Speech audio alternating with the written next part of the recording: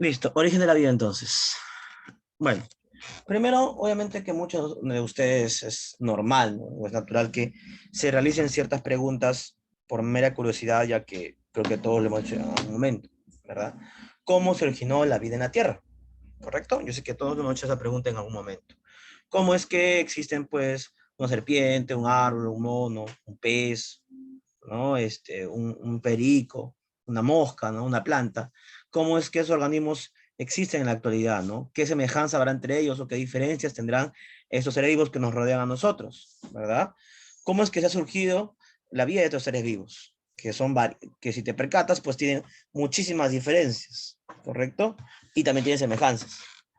Bueno, también es como hemos surgido nosotros, ¿no? En este caso, pues, existe siempre un gran debate, en este caso de la filosofía, la religión y no tanto la ciencia, porque la ciencia también no está en contra tanto de la religión y la filosofía, pero sí algunos argumentos evolucionistas, digamos así, no digamos ciencia exactamente, ¿no? Pues no responden ante esas ciertas inquietudes, ¿no? Es por ello, por ejemplo, nos remontamos a la época antigua, y bueno, dependiendo de la cultura que fuese, ya sea pues el tipo de corriente, ¿no? Cristiana, hinduista, shiísta, budista, etcétera, siempre hay la creencia que un ser supremo originó la vida en la tierra, ¿verdad? Es decir, el origen de la vida en la tierra es debido a un evento sobrenatural, ¿no? Entonces, que un ser creó, ¿sí? La vida en esta tierra, ¿no? La mayoría de religiones, o en este caso, religiones, sí, o corrientes, digamos así, expresa esa idea, ¿no? La creencia de un ser supremo. Obviamente que esa idea creacionista se refleja en el fijismo, ¿no? Esa corriente conocida como fijismo, el cual demuestra que las cosas fueron creadas por un ser supremo, el cual no bueno, el cual es inalterable, ¿no? Es decir, fijo. Obviamente el fijismo está en contra del evolucionismo, claramente, ¿no? Ya que el evolucionismo plantea que hay un desarrollo de los seres vivos y se transforman en otros, cosa que el fijismo plantea lo contrario, ¿no? Que no hay ninguna alteración, los seres vivos, desde que fueron creados hasta la actualidad, pues siguen siendo los mismos. Bueno, todo inicia entonces con la controversia entre la generación espontánea y la biogénesis, ¿verdad? Vemos aquí claramente que la generación espontánea, planteada por Aristóteles, ¿sí? Hablaba acerca de que la vida en la Tierra surge, en este caso, o surgió, ¿no? Surgió debido a una entelequia, ¿no? Aristóteles lo llamó la entelequia la fuerza de vida, ¿no? Dice que esa entelequia combinada con aire, agua, fuego y tierra se convirtió en vida, ¿no? Ese pensamiento de Aristóteles, ¿no? Y por muchos años, por más de 1200 años, esta idea fue aceptada, ¿no? La llamada generación espontánea, en un momento planteada por Aristóteles, ¿no? Que la mezcla de aire, fuego, agua y tierra, juntamente con la entelequia, que es la fuerza de vida, pues origina a un ser vivo. Como decía aquí Aristóteles, ¿no? La vida puede surgir del lodo, de las aguas estancadas, decía él, ¿no? Esa idea perduró cerca de más hace 2000 años, ¿no? Claro, algo así más o menos, ¿no? Porque fue desde antes de Cristo, ¿no? Entonces, esa teoría duró durante mucho tiempo. Pero bueno, después de cerca de 2000 años, pues hubieron ciertas corrientes que decían que era incorrecto, ¿no? Que la generación espontánea no tenía sentido. Es ahí cuando aparece la llamada de la biogénesis, donde la biogénesis menciona esta teoría de que la vida se origina de otra vida, ¿sí? Entonces hubieron muchos científicos que trataron de refutar y contradecir la generación espontánea, no argumentando que es erróneo. Ahora, un ejemplo muy claro, una idea muy clara es la siguiente, ¿no? Eh, bueno, ese siguiente ejemplo, ¿no? Si colocamos trozo de carne en un envase de vidrio, ¿sí? Al cabo de unos días, ¿qué van a aparecer? Gusanos. Eso es lo que decía Aristóteles, ¿no? A eso le llamaba la generación espontánea, ¿no? Decía, no, esa carne, que es materia inerte, con la fuerza de vida, se ha convertido luego en gusano, pues, en un ser vivo. Claro, obviamente sabemos que eso es tonto en la actualidad, ¿no? Porque la explicación no es que apareció una fuerza y lo transformó en gusano, ¿no? Obviamente que no. Sabemos que las moscas al venir en la carne dejaron sus huevos, ¿no? Y luego esos huevos se convirtieron en larvas. Y lo que parecían gusanitos simplemente son larvas de la mosca, ¿no? De la cual saldrá después de un cierto tiempo, unos segundos o minutos, saldrán muchas moscas de cada larva, ¿no? Obviamente la explicación que sabemos ahora, ¿no? Pero en aquella época aún se desconocía el mundo microscópico, ¿no? En aquella época no se conocía la existencia de bacterias, protozoarios, ni nada de ello, no se conocía, ¿no? Entonces es por eso que ese argumento fue válido durante mucho tiempo. Bueno, tal es así, chicos, que Van Helmont, ¿sí? Hasta dio una receta para hacer seres vivos. Miren lo que dijo Van Helmont. Dijo lo siguiente, mira. Los piojos, garrapatas y pulgas y gusanos nacen de nuestras entrañas, decía él, y excrementos. Si colocamos ropa interior llena de sudor junto con trigo en un recipiente de boca ancha, al cabo de 21 días, el olor cambia y penetra a través de las cáscaras del trigo, cambiando el trigo por ratones. Estos ratones son de ambos sexos y se pueden cruzar con ratones que hayan surgido de manera normal. Es lo que decía Van Helmont, ¿no? Claro, obviamente que sabemos la doctora que eso no tiene sentido, ¿verdad? No tiene ni pies ni cabeza esta idea, ¿no? Es imposible que a partir de una ropa sucia podamos formar ratón, ¿no? Pero él dijo, pues, que sí se podía, ¿no? Pero bueno, obviamente sabemos que es erróneo, ¿no? Sabemos que es incorrecto, ¿no? ¿Y por qué aparecían ratones en la ropa sucia? Porque posiblemente los ratones venían de otro lugar y además sabes que los ratones son flexibles, ¿no? Pueden atravesar cualquier tipo de rendija o espacio reducido con facilidad, ¿no? Posiblemente vinieron ratones, ¿sí? De otro lugar, al sentir el aroma de la ropa sucia, y obviamente, pues obviamente aparecieron ahí, ¿no? Pero no por arte de magia, ¿no? Sino porque llegaron ahí. Francisco Redi, médico italiano, él intentó refutar por la generación espontánea, y para ello utilizó 3 frascos, ¿no? Un frasco lo dejó abierto, en el otro frasco lo tapó con una gasa, y en un tercer frasco le puso un tapón hermético, es decir, se cerró por completo. Dejó de pasar unos minutos y pasó lo siguiente. En el primer frasco que estaba abierto, ¿sí? Aparecieron gusanos. En el segundo frasco, ¿sí? No aparecen gusanos, ¿sí? No aparecen gusanos. Y en la tercera, tampoco aparecen gusanos, no hay nada. Entonces, ¿qué dijo el señor Rey? Ya ves, a partir de la carne que está pudriendo, no se puede formar gusanos, es imposible, dijo, ¿no? Pero hay un buen detalle, ¿no? ¿Cuál fue el detalle? Que ante esta teoría de Reddy, ¿sí? Hubieron muchos críticos que decían, claro, pues, si tú le has cerrado la tapa de la botella con un tapón, ¿por dónde va a entrar la entelequia? La entelequia no entra, pues. Y la entelequia es la fuerza de vida. Obvio, no puede formarse nada porque la entelequia no ha entrado. Entonces ya Reddy no supo cómo contestar esa respuesta, ¿no? Aunque él decía, obviamente, ¿no? Que eso no tenía sentido, pero obviamente que quedó ahí, ¿no? Quedó ahí la idea de Reddy. Reddy se acercó bastante, ¿no? Se acercó bastante a la respuesta, pero no pudo refutar por completo. Hasta que aparece, pues, este hombre llamado Luis Pasteur, ¿no?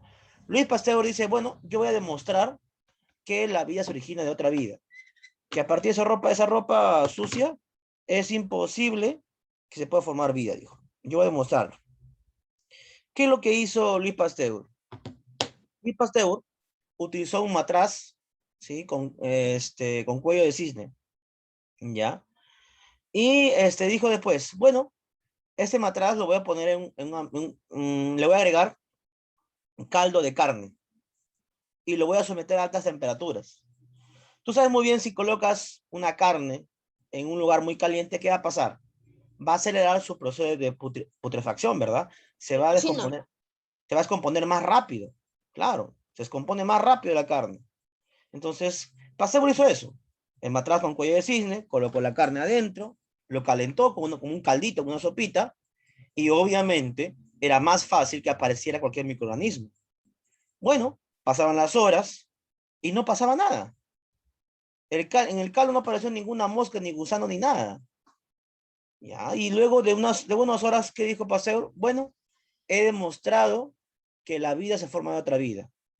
El matraz está abierto y ninguna entelequia ha entrado a crear vida, dijo. Entonces ya no le pudieron decir nada, ¿verdad? Porque sí es cierto, ¿no? El matraz con cuello de cisne tiene su abertura, ¿no? Pero obviamente cuello de cisne por la forma que presenta todo el tubito. Pero aquí se halló una entrada. Y por más que pasaron más de 4 o 5 horas, no se formó vida adentro del matraz. Obviamente Pasteur no sabía con exactitud qué había pasado. No te olvides que aún al inicio del siglo XIX, aún se conocía muy poco o casi nada del mundo microscópico. ¿ya? Entonces se conocía muy poco. Entonces Pasteur exactamente, con exactitud, no sabía qué había pasado, ¿no? Pero ¿qué había pasado realmente? Lo que había pasado es que sí, si es un caldo de carne, si hubiera sido un envase cualquiera, un vaso, una taza, el caldo se hubiera malogrado rápidamente.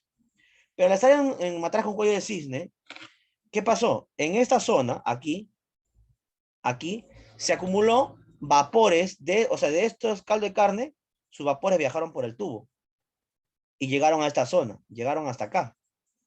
Y ahí acá se concentró todo el líquido del caldo de carne en ese pequeño espacio. Entonces los microorganismos entraron por el tubito y cuando llegaron a esta zona se quedaron ahí. ¿Y por qué se quedaron? Porque encontraron alimento. ¿Para qué iba a seguir avanzando los microorganismos por todo el tubo? ¿Para qué? Si al inicio no se encontró alimento. Ya, pues ya no siguieron avanzando, ya se quedaron ahí nada más. Es por eso que el caldo de carne en la parte interna no se contaminó y no apareció ningún microorganismo. La teoría de la biogénesis plantea ya en sus inicios por Redi, hasta también por Spallanzani, que luego fue confirmado ya por Pasteur, 200 años después. Fue una buena teoría, pero tuvo una gran falencia. ¿Cuál fue la gran falencia de esa teoría? Oye, Pasteur, y dime, tú acabas de refutar que la generación espontánea de Aristóteles está mal. Ya, te creemos. Ya nos has demostrado. Pero usted no ha presentado ninguna teoría. Usted solamente ha contradecido a la teoría planteada por Aristóteles. ¿Qué opina usted? ¿Cómo se originó la vida? Le dijeron a Pasteur. Entonces, Pasteur, si bien es cierto, se había concentrado en refutar, más no proponer una nueva teoría, ¿no? Ese fue su error, ¿no? Entonces, Pasteur tuvo que admitir que él no sabía cómo se formó la vida. Él solo sabía que un ser vivo se origina de otro ser vivo. Y lo había demostrado. Más de ello no sabía entonces. ¿Correcto? Bueno, después de este aparece una otra teoría llamada teoría de la Panspermia, ¿no? Conocida como la teoría del espacio exterior, donde menciona que la caída de un meteorito de la Tierra provocó la vida en la Tierra, ya que en este meteorito había microorganismos que no son parte de la Tierra, y esos microorganismos sobrevivieron y comenzaron a evolucionar. ¿No? Esa teoría es planteada por Svante Arrhenius, ¿ya? Svante Arrhenius.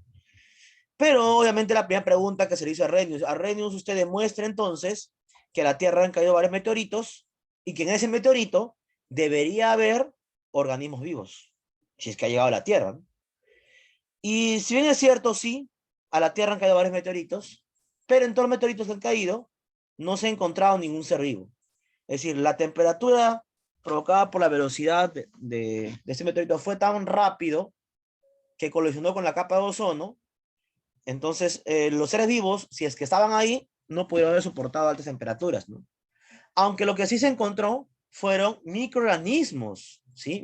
En restos de meteoritos, ¿ya? Sí se encontró, pero estaban quemados, pues, estaban calcinados. Así es que no se pudo demostrar entonces si la teoría de Arrhenius era real, ¿no? Pero quedó en una idea. Luego está Alexander Oparin y Aldane. Cada uno, por su cuenta, realizó investigaciones, por su cuenta. Pero coincidentemente, ambos llegaron a la misma conclusión que vemos justamente en este momento. ¿Qué decía la teoría o el origen de la vida de Oparin y Aldane? Decía, hace millones de años, en la Tierra se encontraba formado por ciertos gases, los cuales son hidrógeno gaseoso, metano, vapor de agua y el amoníaco. 4 moléculas, ¿no? Decía entonces, la Tierra se encontraba en una atmósfera reductora, donde había gran cantidad de metano, hidrógeno y demás sustancias tóxicas como el amoníaco, ¿sí? Y en ese momento, pues, se llevaron a cabo ciertas reacciones químicas a altas temperaturas con descargas eléctricas. Decía Pariñaldane que a partir de esta reacción química debería formarse moléculas orgánicas, dijo él, ¿no? Y sí, eso fue cierto, según la teoría de Pariñaldane, ¿no? Dijeron ellos por separado que a partir de ello se originaron nuevos, en este caso, pues, seres vivos, ¿no? Y bueno, toda una gama de evolución, ¿no? Ya planteado por Pariñaldane. Pero él decía, ¿no? En sus inicios, esas moléculas inorgánicas, metano, hidrógeno, vapor de agua, amoníaco, se transformaron después en moléculas orgánicas, pequeñas proteínas, pequeños ácidos grasos, que luego se fueron juntando y formando a un ser vivo. Eso fue lo que opinó Parín y Aldana. Y al primer ser vivo, Oparín lo llamó, en este caso, coacervado. Y al Dane le puso otro nombre, le puso protobionte. Ese fue el nombre que le dio al primer, supuestamente, al primer organismo en el planeta Tierra, ¿no? Supuestamente. Bueno, luego de ello, sí, luego de ello, del experimento de Oparín y Haldane, hubo un hombre llamado Stanley Miller, que estaba, y Urey. Los dos intentaron en un laboratorio poder recrear lo que había sido planteado por Oparín y Haldane. O sea, recrear la escena supuesta de la teoría quimiosintética.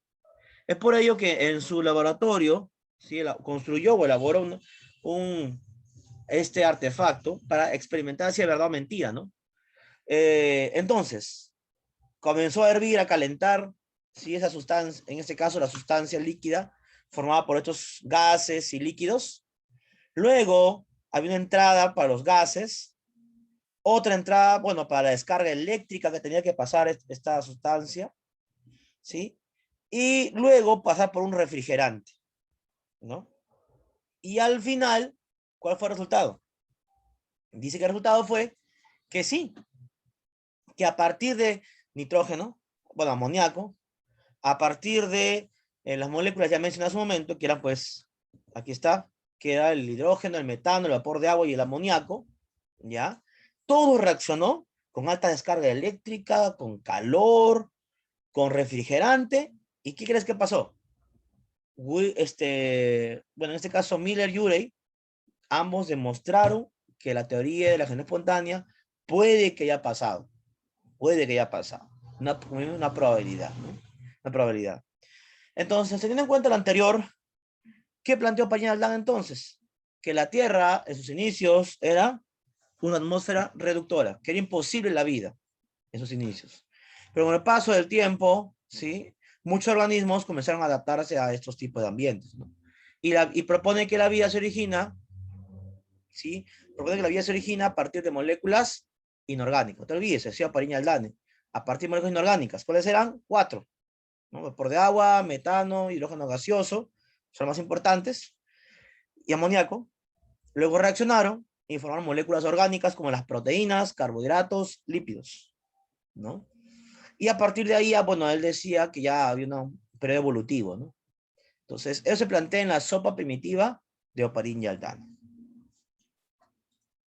Pues hasta ahí es lo que respecta a origen de la vida. No es conocer las principales teorías